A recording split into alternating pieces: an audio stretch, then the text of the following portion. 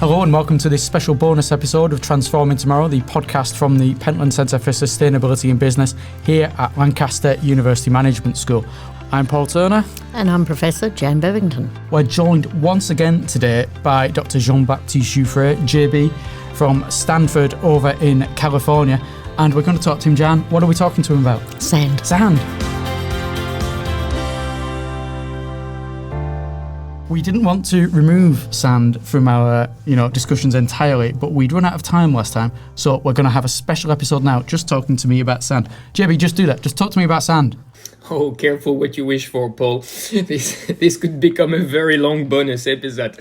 Now, sand, what's to say about it? Well, it's everywhere. Look around you. You have sand everywhere in the room you're sitting now. Without sand, there would be no electronics. There would be no glass. There would be no concrete. In fact, if you go out of the room where you're sitting, there would be no building. There would be no asphalt. There would be no roads. There would be no offshore wind. There would be pretty much nothing. And I think that's all I can tell you about sand. It's everywhere. It's a fundamental resource of the modern society.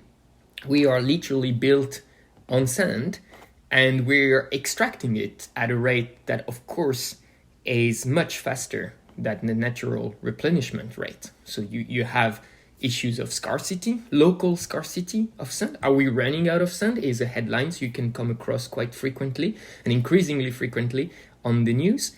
But beyond local scarcity issue, sand extraction, of course, also has a lot of social and ecological impacts. And I think that's a lot of the work I'm looking into now is trying to understand that. I hadn't realised sand was so commonplace. I know it's in the glass that's helping us to be able to see outside. It's pitch black outside. I'm not seeing very much at the minute, but if it wasn't pitch black outside at the moment, I would be able to see something. And that's where the glass is a product of sand.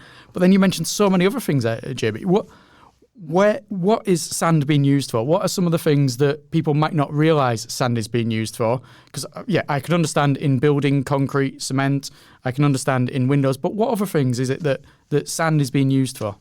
So the biggest use, of course, is concrete, right? So there's no concrete without sand. And then if it's enough to look around you once, you will have light again to understand that concrete is everywhere around us. And not just big dams that actually block rivers and so on and trap sand, ironically, behind those, but any kind of buildings out there. So it's used a lot in construction.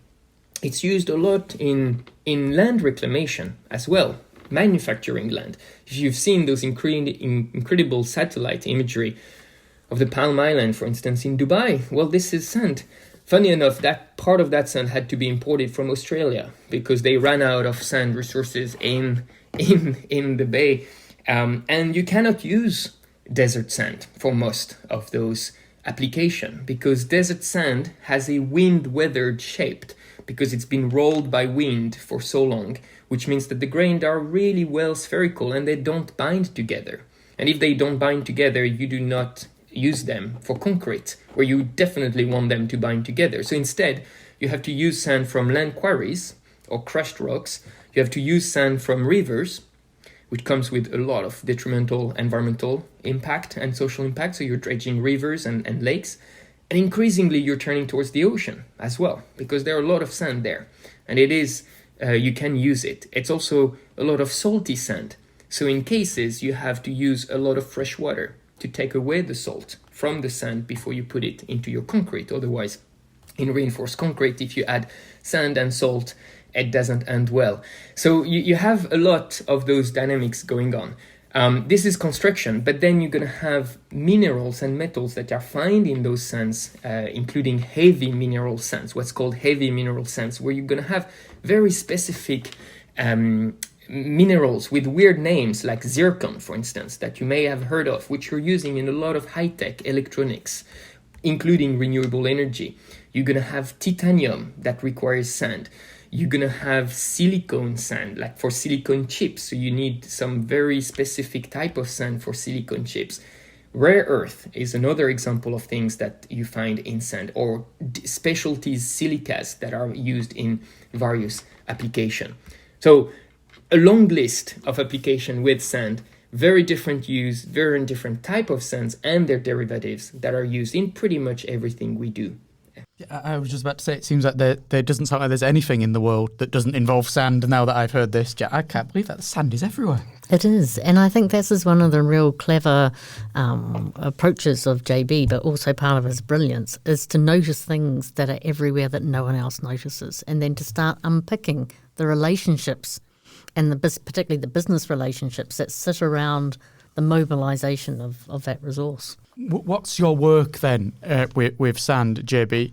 What research are you doing, and how might it affect how sand is used and how it's treated? Yeah, so for me, it almost started as a hobby or as a fascination. So I watched a documentary many years ago that was called Sand Wars by Denis Delestrac. And it was a fantastic documentary, which I would recommend to your listeners if they have the opportunity, that really laid out some of the challenges and description that I just mentioned to you. And this was back in 2013 already, so it's been known for a while. At the time, though, the scientific literature on it was none. It was non-existent. There was not a single paper on those challenges, on those sustainability challenges. Now, over the past 5 years, there has been a rapid surge in academic publication on the topic, which is really encouraging because it means different teams across the world working on it from different angles. And we're going back to the value of multiple disciplines looking at it. For me, the awakening moment was watching that documentary, and at the time I was doing my master's studies and about to start my PhD in sustainability science, with that very strong social ecological lens ingrained that we discussed earlier, and realizing, well, here is a resource that I had never even imagined the challenges that could, apply to it, and through which the social ecological lens makes so much sense. So looking at sand from a social ecological perspective, I thought was the most interesting thing I could do. Except that I wasn't supposed to do that, neither for my master nor for my PhD. So I had to wait a little bit. And it's only recently, over the past few years, that we managed to get fundings and the ball rolling on applying some of those questions. And so I look at it very much from that angle, trying to, from a system thinking perspective. Where is the sand coming from? Who's mining sand? How much? Where? For what purposes? Who's financing for that sand extraction? And in particular, I look at it in the ocean, of course, because that's where my heart belongs. And it's also where academically there's a bit more of a gap in knowledge. There's been more studies coming out on sand lately, but not so much when it comes to ocean sand. Is sand sustainable? Does sand replenish after a while? Is it like a fossil fuel that once it's gone, it's gone? Is it like something like trees say that we can replant and regrow trees?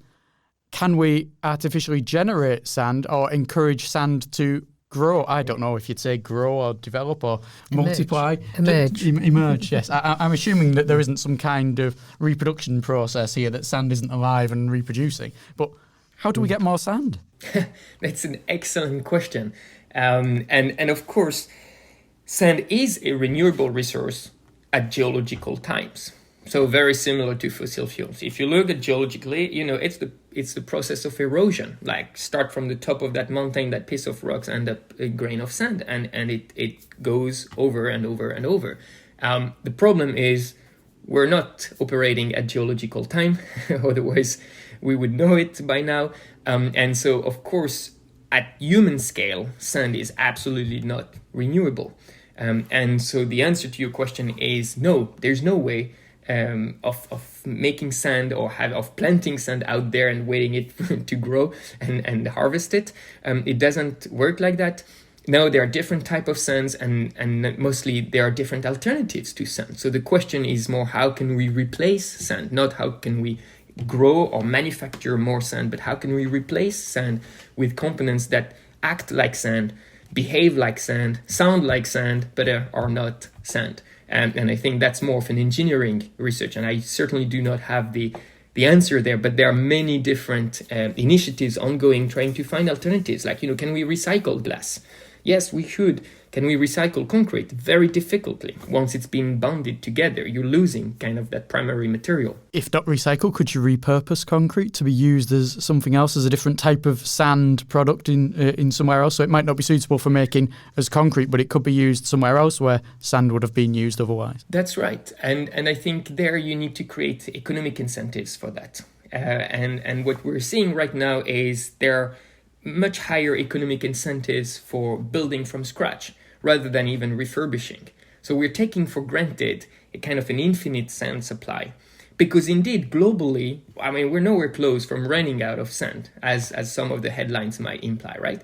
The scarcity issue is locally. You're going to have local scarcities of sand out of overexploitation. But globally, there's no such scarcity. The problem is not just the scarcity, but the consequences of dredging that sand. Is sand sustainable? Well, that very much depends how you're extracting it. And you can intuitively think of many different things that are going to go wrong as you start mining sand and transport it across the world. A final question from me about sand is, I don't let my kids play with it because it makes a right mess around the house. Kinetic sand, is that, you talked about, artificial or substitute substances from natural sand. Is kinetic sand actual sand, or is kinetic sand something that people have made? What on earth is kinetic sand? It's sand that children play with that kind of sticks together. Actually, I'm the only one here who seems to know what kinetic sand is. It's like a toy that children have, and it comes in all bright different colours, and it's called sand, but it doesn't necessarily feel like it. But it's meant to be a less messy version of sand, so that children play with it, they can mould it into shapes, you can have it, but at the end of the day, you haven't got a house full of sand. Yeah, I'm looking at. So we need a grown-up version of that. Whatever it is, Paul, you're talking about. We need the description you just gave. We need a grown-up version of that applied to modern society. Yeah. Well, our listeners can know it started here. But I don't know if it's actual sand or artificial or what. I have You better no go home and read the packaging. No, we don't allow it in our house. We had it once. It still creates a mess, and it's still a right pain in the backside. I'm quite happy not to have kinetic sand. It just suddenly came to me because I thought, you talked about artificial alternatives. Maybe that's what kinetic sand is. Maybe it's not. Maybe they've just taken all of the bad bits, as far as they're concerned, out of sand. It still makes a mess. It doesn't do what it says on the tin. But I think that's a nice hook for some listeners to come and tell us what is in kinetic sand, if there's any out there. The other hook I noticed, and we've had a query from somebody asking us to tell them a bit more about rare earth and rare earth metals, and that's come up again today as well. So there might be a bonus podcast. A bonus in the future. We're not going down that rabbit hole. We're not having a bonus to the bonus episode. Maybe another week. Do we know someone who knows about rare earth metals? I'm trying to meet someone. You're trying to meet someone. Is there a dating app for people who are interested in rare earth metals? Unlikely. No, I thought so. Yeah, it's not the kind of thing you're going to put on your Tinder profile to get lots of people to, I'm going to say swipe right, but maybe it's swipe left. I don't know. I don't have one. There's a road we weren't expecting to go down.